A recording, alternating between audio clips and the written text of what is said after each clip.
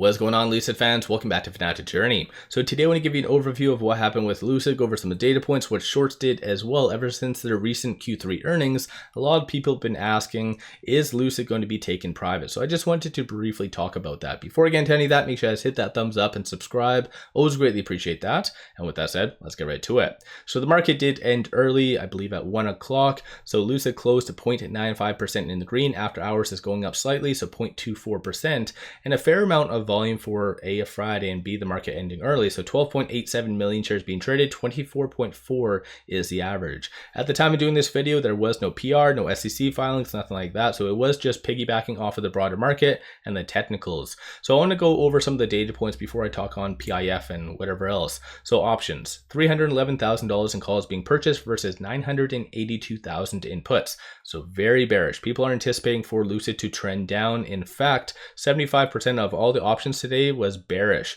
Even looking at the specifics for the calls, for the volume today, it is anticipated based on this for it to be above $4.50 by the end of next week. And vice versa, looking at the puts, it is anticipated to be sub $4. Both will make a little bit more sense when I go over the technicals. But shorts, let's talk on them for a second. So they did increase about 1.56 million shares today. 27.99% of the free floats being shorted. 247.94 million shares overall are being shorted. And cost to borrow average is 17.22%. And through Interactive Broker, short availability does indicate that there's around 800,000 shares available to be shorted. And so as I've kind of indicated on my last video, it has been very weird. I've been watching a lot of stocks that are very heavily shorted, and they basically didn't really do anything this whole week, with the exception of whoever is shorting Lucid did not take any holidays. So this is where I'm making the assumption that whoever is shorting Lucid is not from the States, maybe from Europe, because I know that has been floating around quite heavily,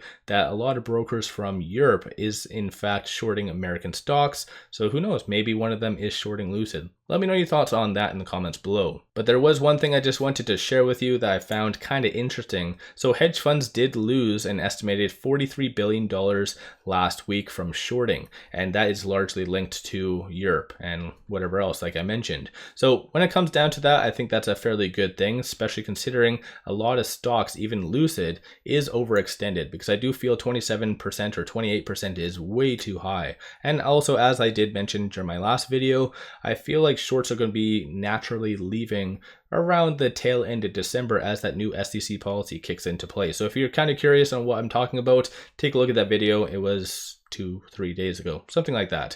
And at the time of doing this video, there has been no recent analyst ratings. So last one was John Murphy, Bank of America, $7 price target, and that was done 7 days ago. So kind of interesting stuff when it comes down to that. But when it comes to the PIF taking Lucid private, ever since their recent earnings, their Q3 earnings, I feel like a lot of people have been talking about this more and more. And of course, in January, they had a very similar rumor that kind of kickstarted all of this. Whether it was real or a rumor, I'm not really sure, but it did cause a very substantial spike up, as you can kind of see in January. So kind of interesting stuff. And there is some aspects of that rumor that kind of makes sense, because I have said time and time again, even though Sherry House is a very brilliant individual and has saved Peter during earnings, still their estimates are always wrong.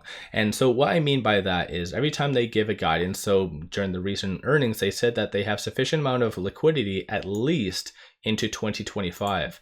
What you need to do, take their estimates, subtract 1 or 2 quarters, and that is their realistic price or the deadline or whatever else they need money by. And I have said this every single time. A lot of people do argue with me, but I've been 100% correct on when they do need to dilute. So once again, when it comes down to this, I do estimate that it is going to be within Q2 of 2024, they'll need more money. And 9 times out of 10, the PIF always swoops in to save them. But eventually, they're going to get tired of that. They're going to get tired of them burning through a lot of cash and just missing targets, and they're going to blame Peter and a lot of the other VPs and whatever else. And so it is and would be a lot more advantageous just to take them private. Keep in mind, there's different viewpoints that you can always talk on this. Coming from a shareholder viewpoint, usually you get the shit end of the stick, pardon my French, but even coming from a company standpoint, depending on your position or whatever else, it might be advantageous, might not be. So just take that with a grain of salt. But based on the last earnings that they came out with right here, it did signal that they had around 1.1 billion in cash and cash equivalents, which is kind of good, right? But if you factor in just based on this quarterly earnings, like they lost a lot of money. So you don't have to be a genius or experienced in math just to figure out that this doesn't work as far as how much cash they have and how much they're burning through. No way in hell is it ever going to be sufficient, at least into 2025. So like I said, either Q1, maybe mid to end of Q1, or potentially early Q2 2024 is when they will need to dilute. And like I mentioned, eventually the PIF is going to say, you know what, had enough of this. We want Lucid for our 2030 vision, and we are tired of funneling money into a kind of a mismanaged company. So we're just going to take it private.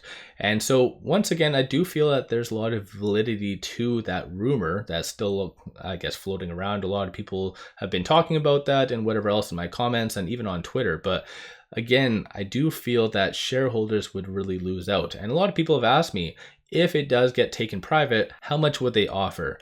And this is where it gets gray. On a typical company, let's say another company comes in to do an acquisition, they pay roughly about 30% over the current market share of the price, right? So based on how it is right now, it's at around $4.25. So virtually no premium, or 9 times out of 10, or almost 10 out of 10 people would be losing a significant amount of money. So very negative on shareholders. Of course, the PIF does have some connections with Lucid, so they wouldn't really want to screw over investors. So they might pay a little bit higher of a premium, but no way in hell would they ever pay more than $10. And which is kind of crazy considering their average, I believe, is $10.50 or something like that. So that's just my own opinion, not financial advice. You guys always do your own due diligence, but this is why typically during the bottom of economic cycles, you do see a lot more acquisitions, because they're not going to pay like $30 for Lucid per share. That just does not make any sense, because they could have just taken them private years ago, or actually not even just launched them. They could have, because it was a SPAC, right? That got unveiled at $10 or whatever else. So essentially they could have just not done any of that and just bought them. So in reality, if something was to happen, I'd say most likely it'd be around the $6 to $7 range on what Lucid would be given by the PIF. Of course, there's several different things. They'd have to go through rubber stamps and approvals and shareholder approval and many other things like that. So there would have to be a lot of things that would need to be done before anything is taken private. So this is a big premature chat that I'm having with you, but I feel like a lot of people are still talking about this. So I just wanted to let you know on why it might be advantageous for the PIF to take them private and what it might look like coming from an investor standpoint on how much it would cost and whatever else, right? So even if you do like Lucid and you want to hold it for decades, if a company is taken private, unfortunately you are SOL. They are buying any and all shares, regardless if you disagree with it or whatever else. So that's a little bit more context that you need to know if that rumor ever does come to realization.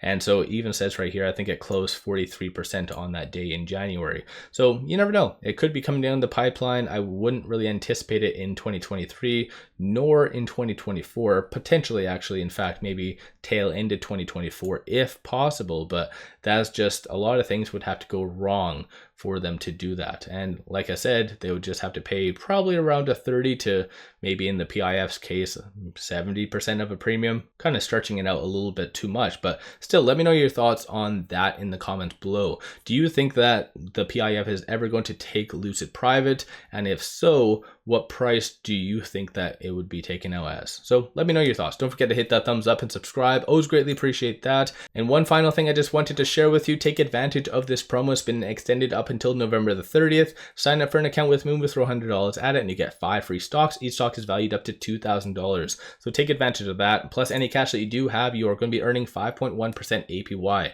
So this is a win-win. Link in the description below and also the comments. With all that said, I appreciate all of you watching.